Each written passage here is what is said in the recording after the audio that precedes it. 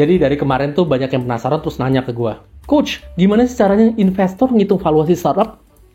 Well, sebenarnya ada banyak metode yang bisa dipakai buat ngitung valuasi dari sebuah startup. Tapi biasanya ada 3 cara yang gue pakai kalau mau hitung valuasi dari sebuah perusahaan atau startup, yaitu asset-based valuation, market multiple valuation, dan discounted cash flow valuation. So, pastiin kalian nonton video ini sampai habis karena gue akan buka cara ngitungnya dari masing-masing metode ini. Stay tune ya. Hey guys, balik lagi bareng gue Albertan, dan di channel ini kita akan banyak belajar bareng mengenai hal-hal menarik banget dalam bisnis dan startup.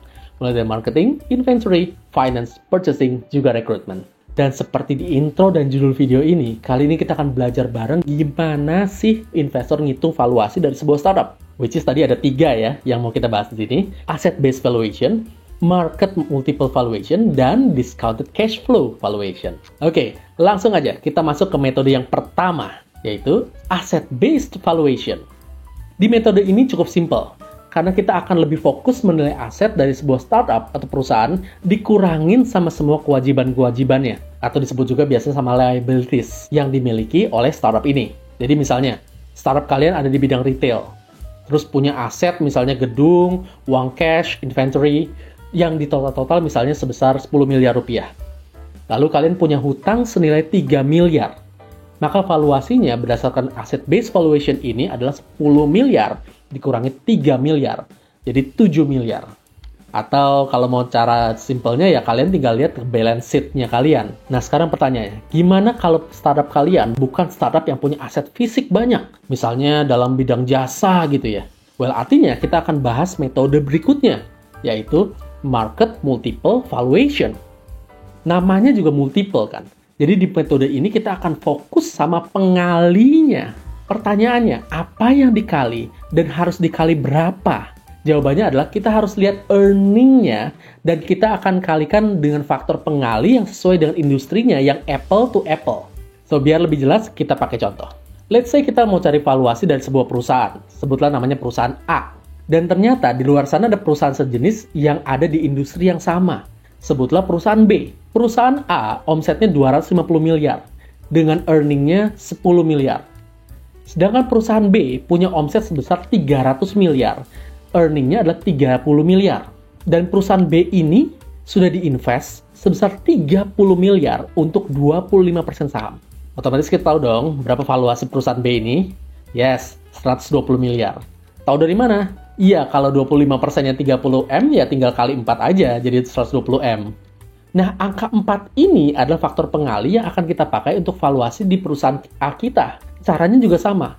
Earning perusahaan A ini dikali sama 4. Dalam kasus ini berarti earning perusahaan A yang adalah 10 miliar dikali 4 jadinya 40 miliar. Nah, 40 miliar ini adalah valuasi dari perusahaan A. Jadi kalau perusahaan A ini lagi mau cari investasi, mereka bisa ngira-ngira nih, berapa persen saham yang bisa ditawarin ke investor dengan jumlah investasi yang diharapin. Misalnya tadi kan valuasi perusahaan A ini 40 miliar ya. Kalau perusahaan ini lagi raising investment sebesar 10 miliar, maka maksimal mereka bisa nawarin sebesar 25% sahamnya. Sebaliknya, dari sisi investor juga bisa ngitung nih, kemahalan nggak nih penawarannya nih. Kalau ternyata perusahaan A ini nawarin 10% saham aja buat 10 miliar, of course, ini kemahalan. Nah, di sini biasanya ada tawar-menawar deh. Si perusahaan A ini akan jelasin potensinya dan lain sebagainya. Nah, si calon investor ini juga bakal negonya, dia nekenin pada faktor pengalinya. Yang pastinya jadi gede banget kalau misalnya porsi saham yang ditawarin tuh kecil dibanding sama nominal uang yang akan diinvestasiin. Intinya, kalau gue simpulin lagi, di metode ini untuk mendapatkan nilai valuasi sebuah perusahaan startup, para investor akan lebih fokus pada earning dan faktor pengalinya. Coach, tapi di mana gue bisa cari pembanding buat faktor pengalinya? Kan nggak semua startup terbuka soal nilai investasi yang udah mereka dapat. Sebenarnya kalau kalian biasa investasi di bursa saham, kalian pasti kenal yang namanya PER, atau Price Earning Ratio. Nah, faktor pengali yang kita bicarain di atas tadi, actually adalah PER-nya. Dan kalian bisa cek di Google, atau ke websitenya idx.co.id, misalnya gitu ya. Di sana ada list PER yang memang dari berbagai industri. Kalian bisa cek, average PER untuk industri kalian tuh berapa sih? Tapi kan sekarang banyak startup yang industri baru, Coach. Ada yang industrinya belum ada di bursa efek. Well, dalam kasus kayak gini, pasti biasanya ada banyak pertimbangan dari para investor. Misalnya, traction yang udah didapat sama startup ini seberapa besar? Gimana potensi ke depannya? Besar pasarnya? Atau apapun. Sehingga bisa jadi pegangan buat para investor ini buat nentuin kira-kira valuasinya jadi berapa nih gitu. Alright, now let's move ke metode valuasi yang ketiga yang biasa gue pakai, yaitu Discounted Cash Flow Valuation, atau biasa disebut dengan DCF. Metode ini fokusnya sama seberapa besar sih cash yang mampu dihasilin sama sebuah perusahaan dalam beberapa tahun ke depan. Jadi di metode ini, investor akan ngebutuhin yang namanya projected cash flow beberapa tahun ke depan dari perusahaan startup yang mau dinilai valuasinya. Dan mereka akan fokus ngelihat free cash flow-nya, alias laba bersihnya. Tapi nggak cuma laba bersihnya, namanya juga discounted cash flow. Berarti ada discount rate-nya.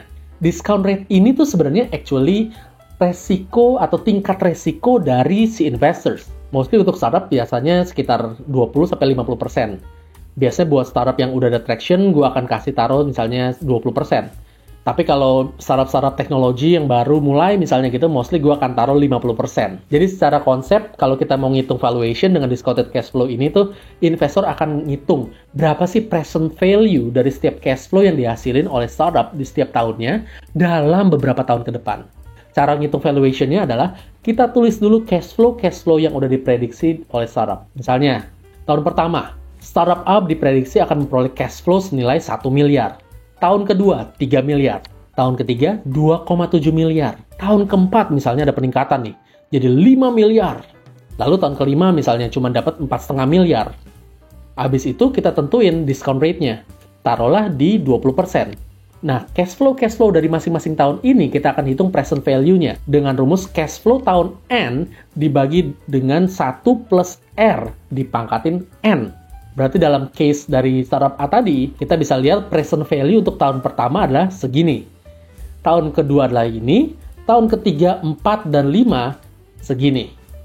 Lalu final move-nya adalah kita akan jumlahin seluruh present value dari setiap tahun ini. Dari tahun pertama ke tahun kelima. Sehingga totalnya adalah segini.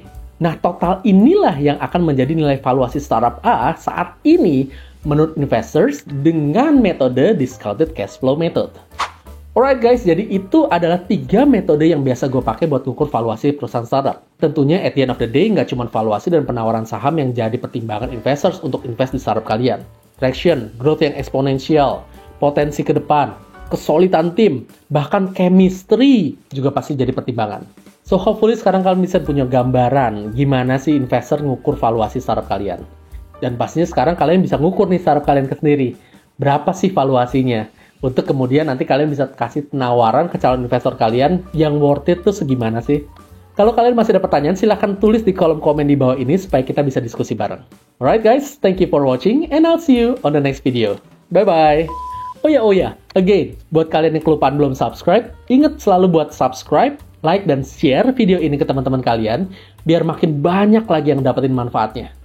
Right, itu dulu. Again, thank you for watching, and I'll see you on the next video. Bye!